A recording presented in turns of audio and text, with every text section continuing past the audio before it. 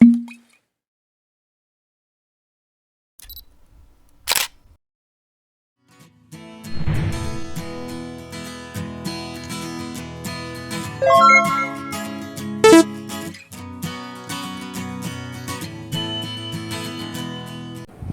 Shri Matre Namaha.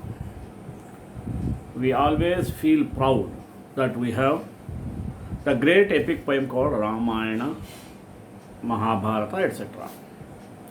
Among them, one of the best epic poem called Srimad Ramayana, written by Valmiki.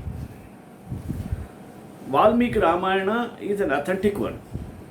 It is the first and foremost one. That's why Valmiki is considered the first and foremost poet of Sanskrit literature. Valmiki Ramayana contains 7 cantos and 24,000 verses. These 24,000 verses are the collection of 24 Bijakshara of Sri Gayatri Mantra. Vishwamitra is mantra drashta. Therefore, if we chant one time Gayatri Mantra, it gives a fruit of reading 7 chapters, 7 cantos of Valmiki Ramayana contain 24,000 slokas. Such a great epic poem what we had in Sanskrit. Later days, so many great poets composed or wrote their own Ramayanas in different languages of India. We can see so many Ramayanams in different languages. When we come across Hindi, Tulsidas, Tamilam Rajaji Ramayanam, Kamba Ramayanam, and Adhyatma Ramayanam, even Adbhuta Ramayana. When we come across these Ramayanas different from Sanskrit, Valmiki Ramayana, because of their deep devotion on Rama and Sita, their intuition made them to write their work called Ramayana. It is purely devotional one. Therefore, you can see any kind of Ramayana. It may be Telugu, Tamilam, Hindi, whatever, the English Rajaji Ramayana, whatever.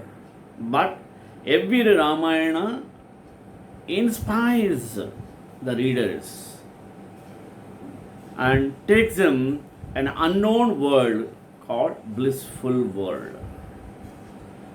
That is the greatness of Ramayana content.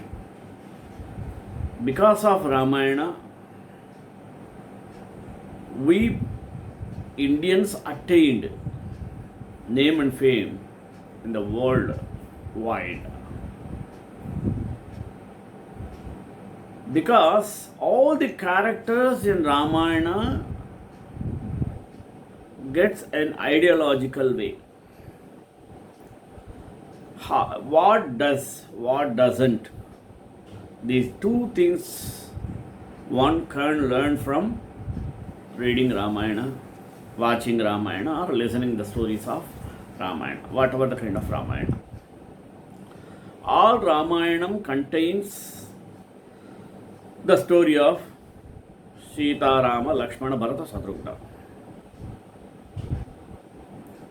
Because Lord Vishnu took the form of Rama in the form of human being in Treta Yuga to kill Ravana and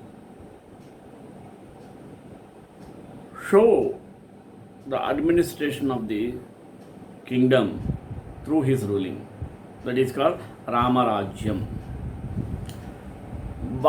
Various sources are hidden for the incarnation of Rama and depicted his life story in beautiful manner by every author, whomever it may be, Valmiki, Kambar, or Tulsidas, etc. However, Ramayana is like sugarcane. As long as we chew it, we get sweet taste. Therefore, today I took another Ramayana called Adbhuta Ramayana. I think most of you might have not heard about it.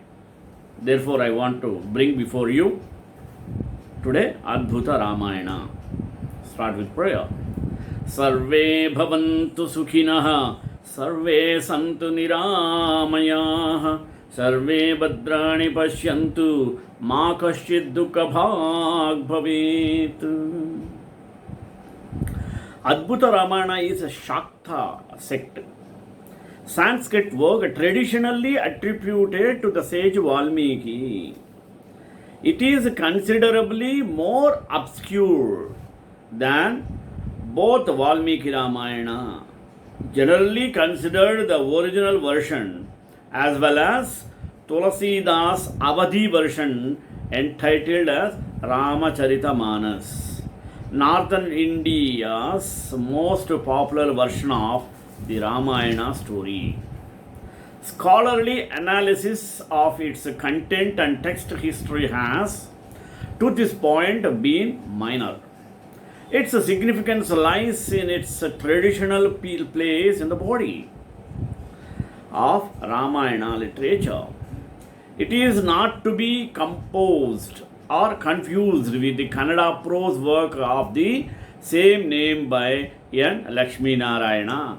The Adbhuta Ramayana is composed in 27 sargas of various meters, chandas, and only briefly recounts the traditional Rama narrative.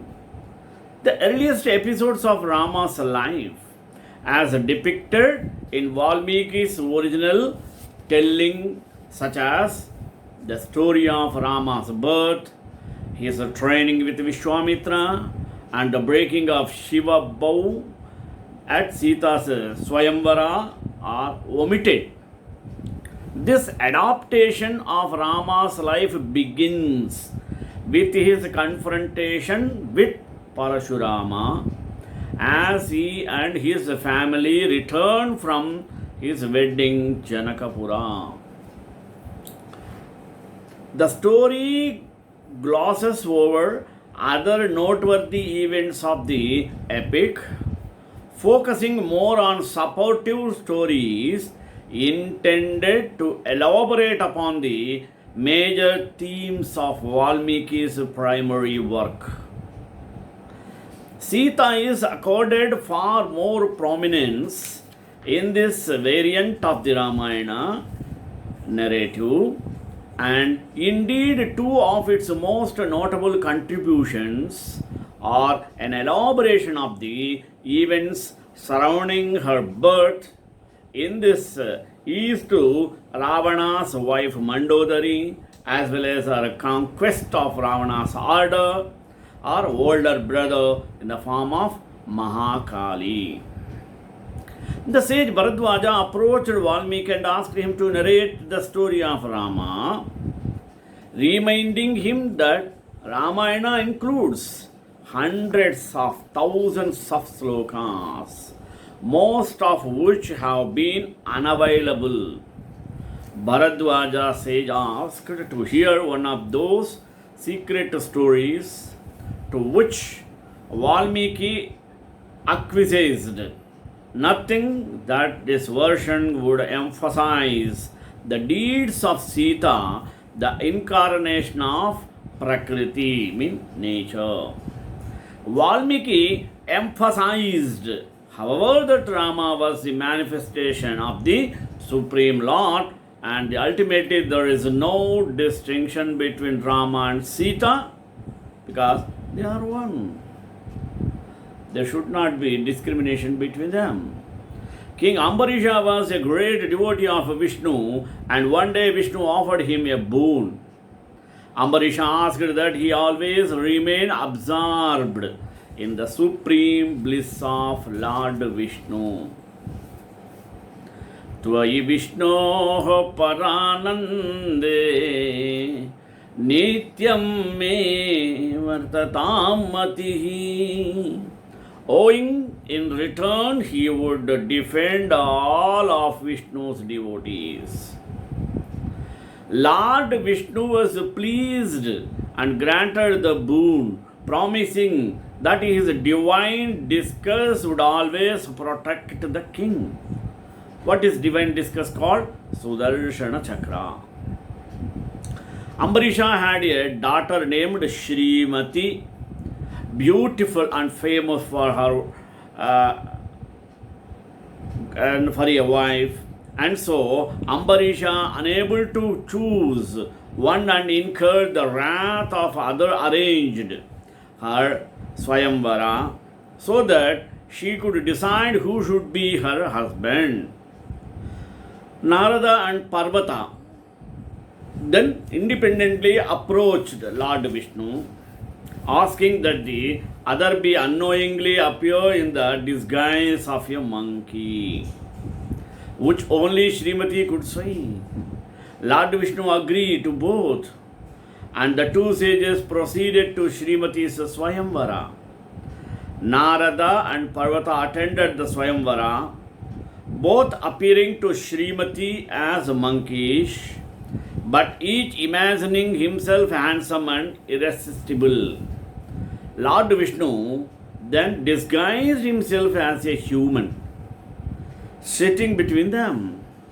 Srimati saw the monkey-faced sages before her, but of course did not recognize them as Narada and Parvata, and so was surprised when there was no sign of either sage. And so she chose the handsome youth between the two monkey-faced men, Narada and Parvata, then realized what Vishnu had done and cursed him to be born on earth as a human being and to roam the forest searching for his life. Srimati reborn, who would be abducted by an evil being like Ravana, etc. Lord Vishnu accepted, saying that he would be born as Rama, the son of Dasharatha.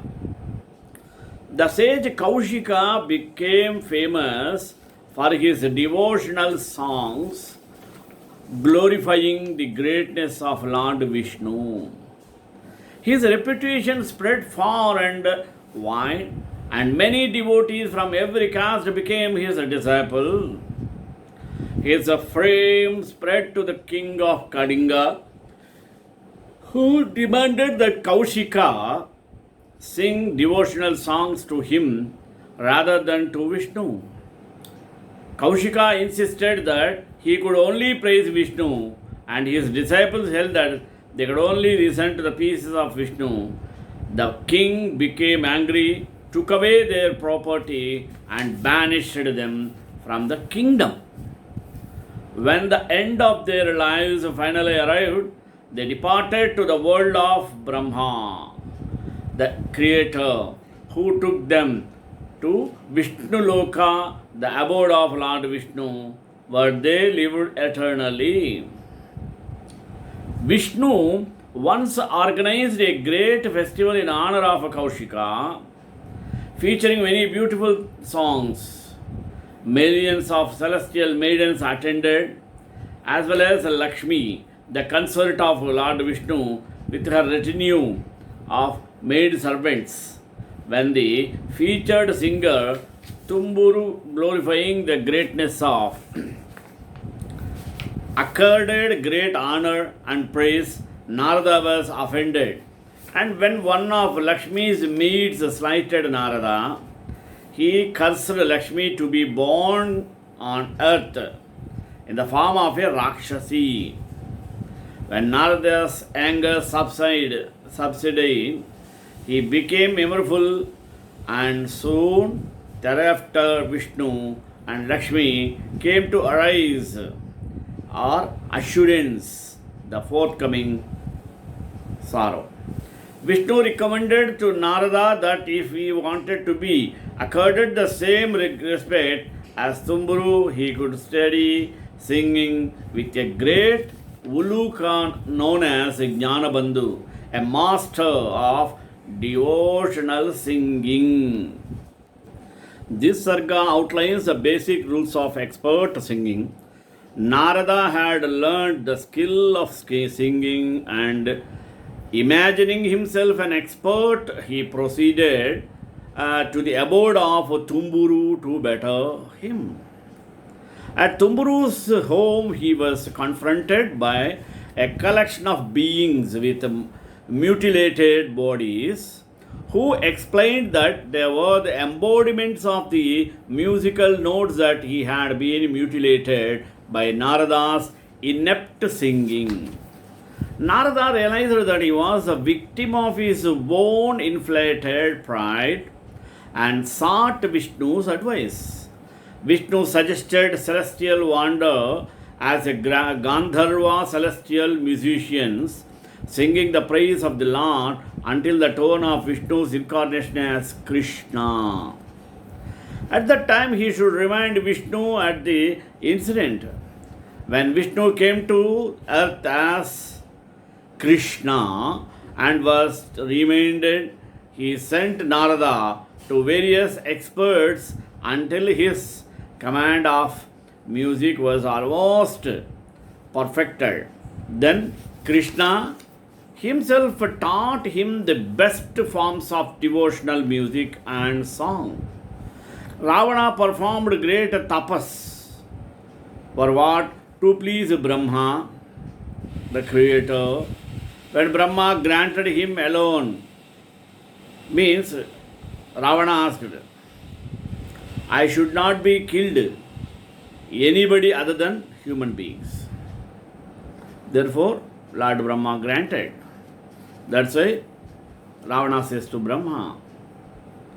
He requested eternal life, but Brahma indicated that this was not possible.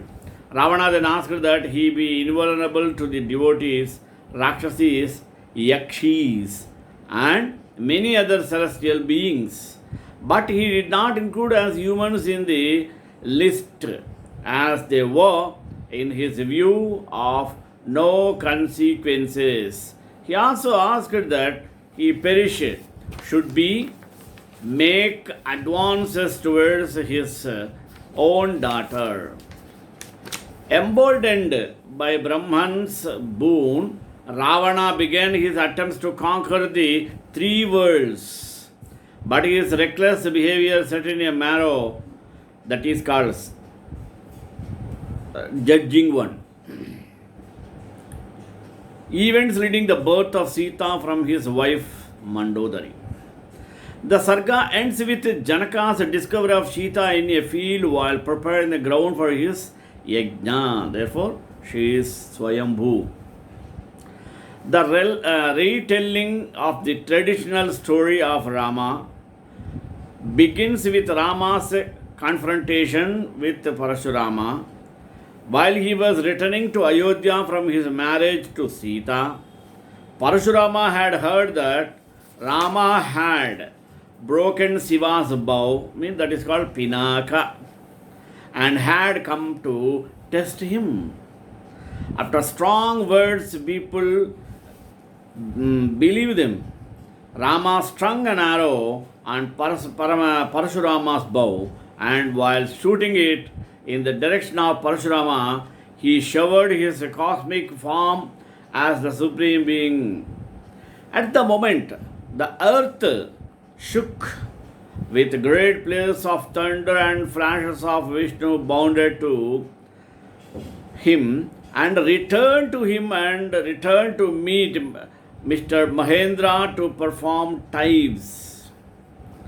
The story moves quickly paroned to Sita, abduction by Ravana, following Rama's exile, make attendance towards his own daughter, embedded by Brahman's boon. Ravana became bigger or started attempts to conquer the three worlds, but has recklessly behaviorism as set in motion The events mean leading to the birth of Sita from his wife Mandodari. The saga ends with Janaka's discovery of Sita in a field while preparing the ground for his tenure. The retelling of the traditional story of Rama blessing with Raman's confrontation with Parasurama while he was returning to Ayodhya from his marriage to Sita.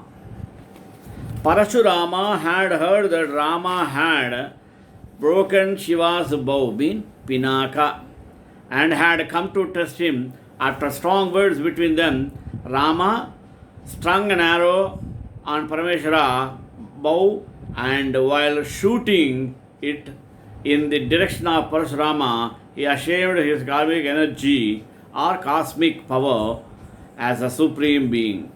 At that moment, the earth shook with great peals of thunder and flashed off Vishnu's bowl to him and returned to him or to Mr. Mahendra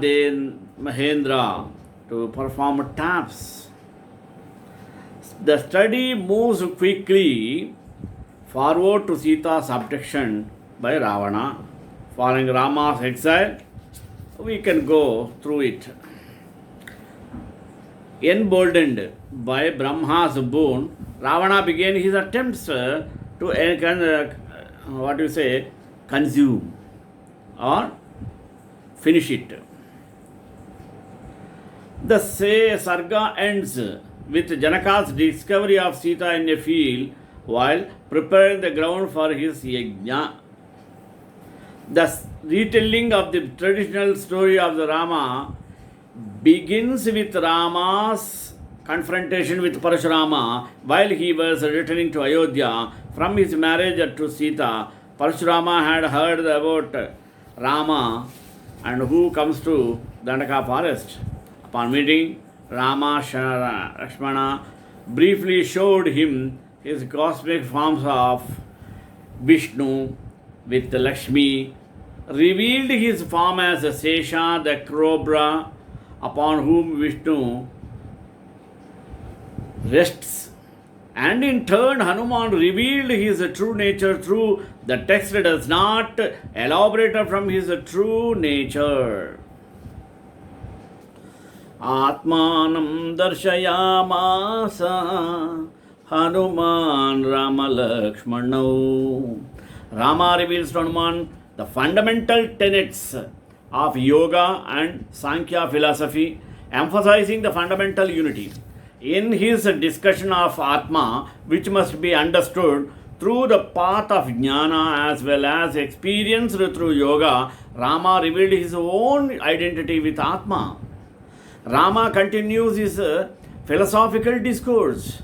Rama continues his discourse identifying himself with that entity of which he has been speaking, that from which the entire creation emerges. Rama continues speaking that Hanuman about himself as the progenitor of creation and all that is, was and will be. Hanuman, meditating upon the form of Rama in his heart, expressed devotion to Rama as Atma Purusha, Hiranyagarbha, the source of all creation, and then bowed to him.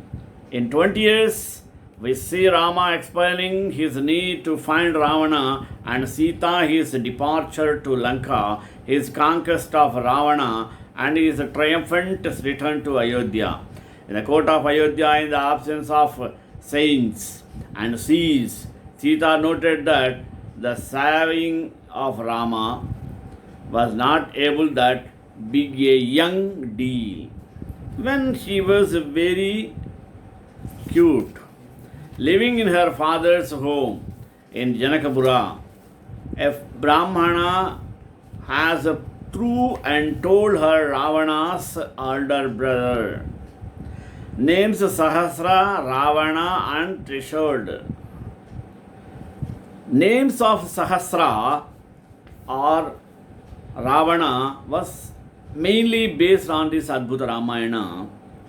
Even Rama collected his army of monkeys, men and his Rakshasas and departed to conquer.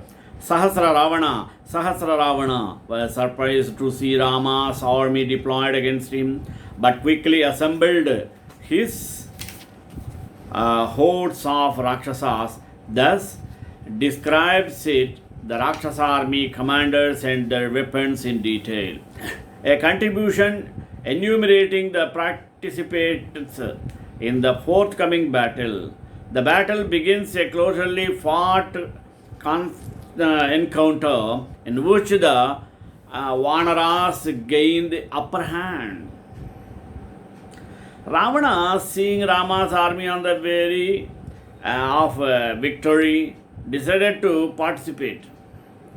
Employing the Vayuastra weapon, he disappeared Rama's army to the places from which they came. The men to Ayodhya, monkeys to Kishkinda, and the Rakshasas to Lanka. Rama was angry and prepared to engage Ravana. In their first one-on-one encounter, a fierce and unrelenting battle, Rama employed the Brahmastra given to him to Agastya.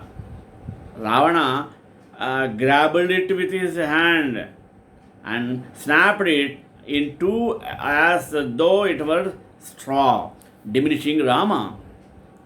Ravana then shot his arrow at Rama, rendering him unconscious and bringing widespread of consternation. Seeing Rama unconscious and helpless on the field, Sita laughed and grieving up her human disappearance, she took for the appearance on the exceedingly horrific form of Mahakali. In less matter, she revered Ravana's heads and began destroying Rakshasas everywhere. Innumerable mothers of everywhere came the battlefield to sport with Mahakali, playing games with the heads of Rakshasas. The earth shook and almost sank into the netherworlds, a kind of patala, but was rescued by the Shiva disguising as a corpse. What we say, quote, covered, a kind of non-living one. Realizing that the earth might be destroyed, Sita as Mahakali did not calm down. The gods came to appear her. They exclaimed that only through Shakti does the Supreme Lord become accessible. She pointed to the unconscious Rama, making clear that because he was unconscious, she could not consider the world's welfare. Brahma restored Rama's consciousness, but as he regained awareness, he was frightened of Sita's horrific form. Brahma explained to Rama that she had taken this form to the highest. The fact that everything he does not creation and destruction, all of the universe and all of other activities can only be accomplished in association with her, with Shakti. Rama was satisfied and his fears analyzed. Brahma assured Rama that the horrific form before him unended Sita, and so he asked her who was really it. She explained that she was the entity within everyone known as Shiva, who can take one across the ocean of samsara. She then gave Rama celestial sight so that he could perceive her divine state.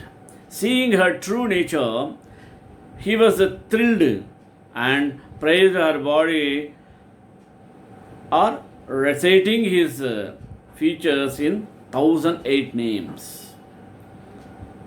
Rama continued to praise her and at his request, she reverted to her form as Sita. They then prepared to return to Ayodhya. Rama and Sita returned at the year known as Pushpaka. The soon arrived in Ayodhya. Once there, a narrated story of the elder Ravana's defeat to everyone. They then bid farewell to Sugriva and his army of Vanaras, as well as Vishnu and his army of Rakshasas. The Sarga concludes with a brief recounting of Rama's story and the enumeration of the merits and benefits of hearing the story of Adbhuta Ramayana, also as Adbhutottara Kandam. Ramayana also has another feature. A story of Adbhuta Ramayana can be truly called as Sitayana. This narrative of Śāktaḥ orientation focusing on Sita depicts her as the avatar of Mahakali. This is a motto of Adbhuta Ramayana.